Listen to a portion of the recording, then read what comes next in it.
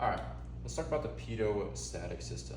So before we dive into it, let's just give a little bit of background on some things that I think are going to be important for us when we're talking about the system and the instruments, and ultimately how they read pressure.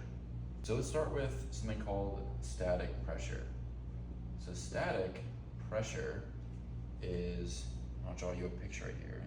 If I've got the earth down here, right, and I take a slice of the atmosphere going all the way up, what it would look like is you would have a majority of your molecules down below, and as you rose up in altitude, these molecules would become more and more spaced out. So what that's saying is as you climb in altitude, you have a lower pressure, and as you are closer to the ground, you have a higher pressure.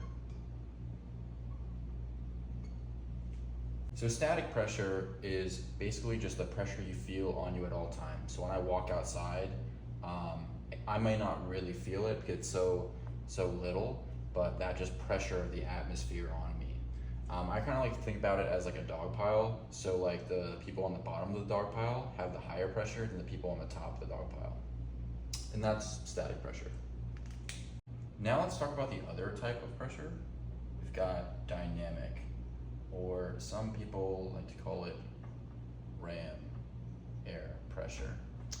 So dynamic pressure is the pressure you feel when you stick your hand out the window. So it's not necessarily a force, but it's you moving through a fluid, which is causing that feeling of pressure. So we've all stuck our hand out of a moving car or an airplane's window if you're already getting some flying experience, and you feel that air pushing back against you, resisting your hand. That is what dynamic ram air pressure is. All right, we'll come back to those two pressures in a second here, but let's start by illustrating some of the key components we need for our pitot-static system in our aircraft.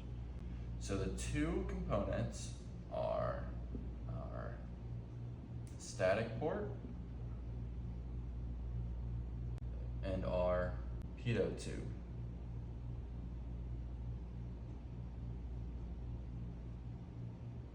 And as you probably noticed, the colors are going to correspond to the types of pressures we kind of talked about earlier. Makes it a little bit easier for students to kind of understand. So with the static port, what the static port does is it basically just reads the outside air pressure based on the molecules around it. Now, when we talk about our instruments in an aircraft, let's first start with our, the easiest one, let's say the altimeter. So the first instrument in our pitot-static system is the altimeter. So the altimeter is an instrument used to give us altitude, and it is comprised of an aneroid wafer. I'm not going to write that out, but it's an aneroid wafer, meaning that it is a diaphragm that is sealed, making it an aneroid wafer, and it is sealed to a pressure of 29.92, which is our standard atmospheric sea level pressure that we base a lot of our numbers off of. Now what happens is we case this, basically I like to think about it as like a bag of chips, in a casing that is then vented to the static port. So what happens is if the pressure outside here changes, the pressure outside here reflects exactly that same number. So let's say it's 29.92 sealed in here, and we've gone up to, let's say, 5,000 feet. And I'm just going to give you a random number. We know that pressure decreases as we increase in altitude. So let's say the pressure is 27.00. And this isn't to scale or anything. This is just a way for you to visualize it. So 27.00 would be reflected in here as well. So now we've got 29.92 and 27.00 surrounding it. Now, what do we know about Mother Nature is she wants high pressure to go towards low pressure, so high to low. Very common theme in aviation. So we've got a higher pressure here and a lower pressure out here. So what's gonna happen is this aneroid wafer is going to expand similar to a bag of chips. So basically what's gonna happen is the aneroid wafer is now going to expand, and then using mechanical linkages is going to show a change in altitude. So an increase in altitude because it is expanding. And vice versa, if the pressure were higher outside than in here, it would contract, showing a decrease in altitude. And that's pretty much your altimeter. I like to think about it as just a bag of chips. Now let's talk about a little bit more of a complex instrument called the VSI, the vertical speed indicator. It does exactly what the name portrays it to do. So this one looks just like an altimeter. However, it is not. It is called a diaphragm. And what's the difference? A diaphragm is vented. This one is directly vented to the static port, so it is receiving that outside static pressure. Now, it's a little bit different than you might think. This line has another line that branches off of it that goes into the casing. Now, you might be wondering, well, wouldn't that just give you the same pressure outside and inside of the diaphragm itself? The answer is no. And the reason behind it is because there is something on this line called a calibrated leak. And what that calibrated leak is just think about a restricted way of airflow. And what that ultimately allows for less air to get in to the outside as opposed to the inside. So this would kind of make sense if I give an example. Let's say we're at straight and level flight, we've been here for 5 minutes. So the pressure outside is still, let's say it's 27.00. So it's 27.00 outside, and it should be 27.00 out here. All right, let's say we climb in altitude a little bit. We're gonna climb up a little bit. What's gonna happen to our pressure outside? Pressure outside, gonna decrease. Let's say it's now 2600. This inner diaphragm pressure will change instantaneously with the outside. Now, this outer one usually takes 5 to 8 seconds longer, meaning there is a pressure difference. So we started to climb, right? This one changed instantaneously with the outside pressure. This one is still stuck there. What does that leave? A pressure difference. And what's gonna happen is the higher pressure is gonna seek the lower pressure, causing a contraction. And what that's gonna do again is move the mechanical linkages and then basically show a change of VSI, so plus or minus however many feet, based on the contraction or expansion of that. Now, ultimately, what happens is if you keep climbing forever, there's always gonna be a pressure difference. Now, once you level out, and this pressure stays the same at 26.00, this outer one will eventually catch up, 2600, and then there will be no rate of change. Let's now talk about the airspeed indicator. We have a diaphragm once again, but now it is vented directly to the pitot tube. Now, as we talked about earlier, the red is representing the dynamic pressure. So this instrument is going to use that dynamic ram air pressure.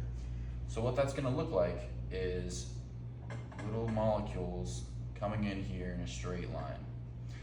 Now, unfortunately, we don't live in a perfect world, and even though the aircraft is receiving that dynamic or ram air pressure, it still is inadvertently receiving that static pressure because it is sitting on Earth. That leads to both dynamic and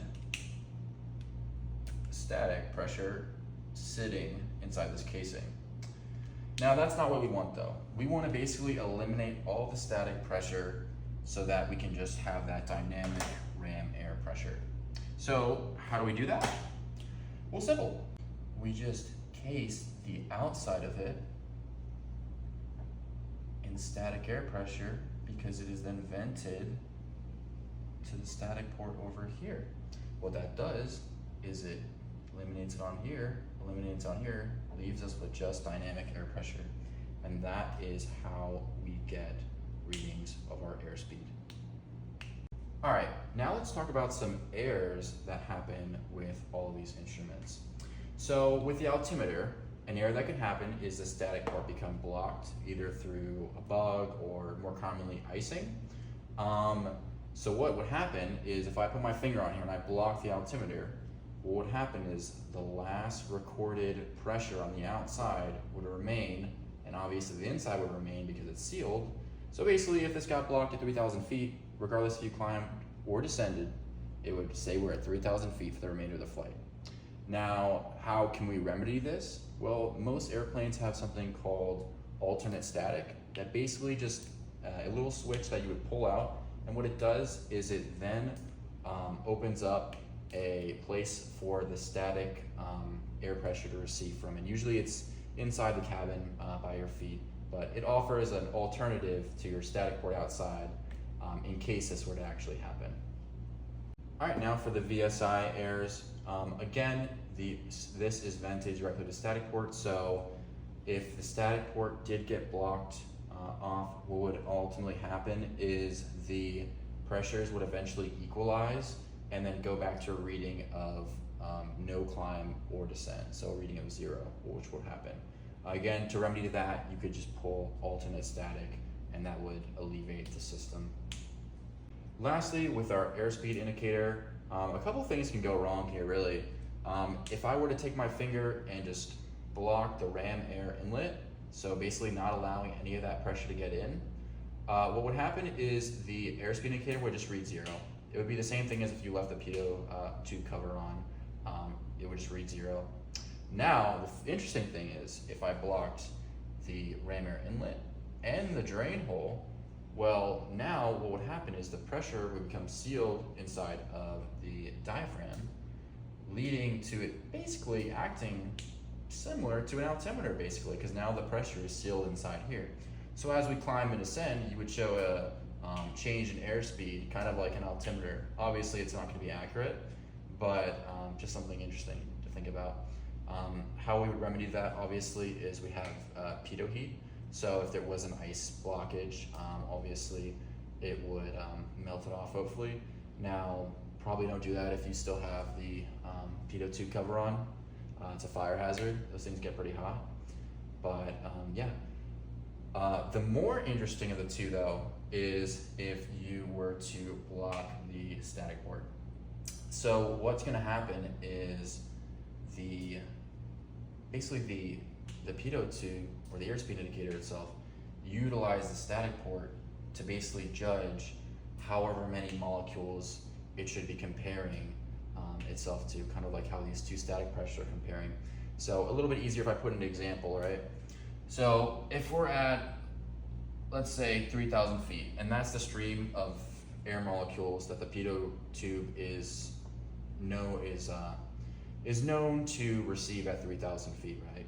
Then you go up to 4,000, they get a little bit more spaced apart. And then you go up to 6,000, way, way more spaced apart, right? So if you have a static port blockage at 3,000 feet, your airspeed indicator thinks you're still at 3,000 feet, right? So what would then happen is if you were to climb, it would show that you're actually going slower because it thinks you're at 3,000 feet and it's only receiving like a third of the amount of molecules it's used to, meaning that the only way for that to make sense would be for you to be going slower. So it assumes you're going slower than you actually are, and vice versa. If you were to descend further down into, make this really a lot of molecules down there. Let's say you descended down to 1,000 feet, right? And you stopped here, your static port froze at 3,000 feet, and you descended down to 1,000, well, now it's receiving a lot more air molecules than what it's told it should be receiving, so it thinks you must be going faster through the air in order to be receiving that many molecules. And that's where it gets interesting. And obviously the remedy to that would just be alternate static. But yeah, that is pretty much the whole pitot static system. Thanks.